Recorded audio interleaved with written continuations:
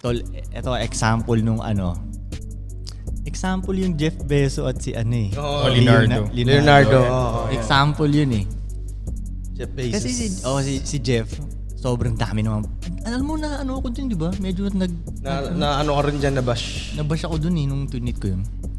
Anyway, so si Jeff, sobrang daming pera. Parang siya yung talagang maraming pera, di ba? Ayun. Pero nung nakikita sila ni Leonardo, yung babae ni niya. Jeff, parang gustong sumama kay Leonardo. Parang ganun, di ba? Hindi na tinitignan si Jeff ko eh. Hindi niya na Oo, tinitignan. wala. Nakaganon na siya kay Leonardo. Oo, walang ganun. Basta parang, ano ba yung iaano sa akin ng mga tao dun? Basta sinasabi pa rin nila na si Jeff pa rin yung lamang dahil siya nga yung maraming pera. Pero hindi eh. Bandang huli. Alam mo, sa totoo lang, mas masakit nga sa loob ni Jeff yun eh. Oo, na mas marami kang pera pero ayaw sa'yo ng babae mo. Mas gustong sumama dun. Mas nakakalito yun, no? Mas Nakakalito masakit sa yun, kanya. Kasama mo yung More babae money, more tapos problems. gusto mo sumama dun sa Harap-harapan niya pang ginawa sa'yo.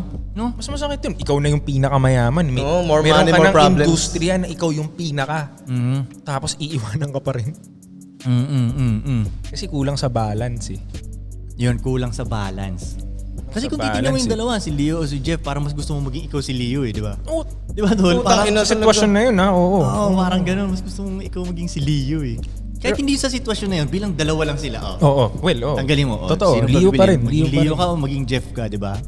Parang sabing ganun, mas Leo pa rin. Dahil sa diba? ism ni Leo yun eh. Dahil Yes, ism. Oo, pero kung pera sa pera, syempre gusto mo maging Jeff Bezos. Pero pag tingnan mo yung kabuuan, yung happiness nung lifestyle, Leo. di ba? Oo.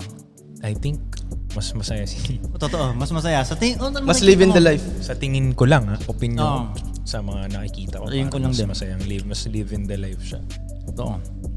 Kaya hindi talaga pwedeng puro pera lang. Mas madali nga actually maka-acquire ng pera pag inayos mo muna yung ibang department ng buhay mo eh. Oh, no. Ay, tangin na totoo yan, man. Di ba? Napansin ko yun pag una mong inayos yung department talaga na iba, yung pera automatic, napansin ko talaga eh. Hindi mo nga mapipigilan eh. Totoo. Pag inayos mong setup ng iba mong department, subukan mong pigilan yung cash flow. Ako sa Hindi paniniwala ko mapipigilan dyan, ganito eh. Yung ibang tao nahihirapan ako sa kanila pag inuuna nila yung pera. Parang nahihirapan ako, parang pag tinitingnan ko sila, ang hirap ng paraan mo, tol, parang ganun.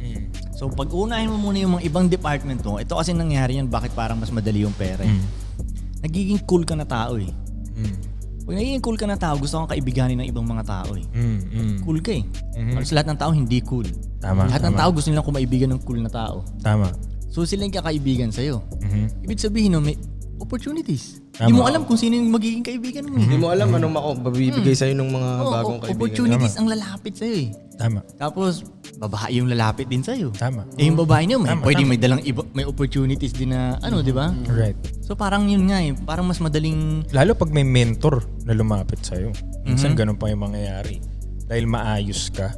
Mentor mismo lalapit Mentor ang lalapit sa'yo kasi Oo, nakikitaan tapos ka niya ng potential. Potential, no? Oo.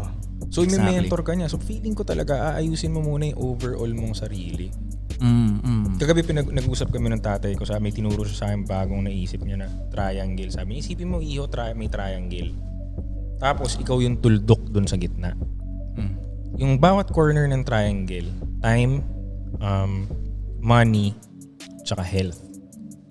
So, dapat, yung tuldok na ikaw na nasa gitna, laging nandun lang sa gitna. Hindi pwedeng masikipang ka nung time. Kasi mamumroblema yung health mo tsaka pera mo. Oo, totoo. Hindi pwedeng sumikip yung health lang. Gets mo? Hindi pwedeng may magka-problema sa triangle na dapat daw ma-maintain mo na sa gitna ka.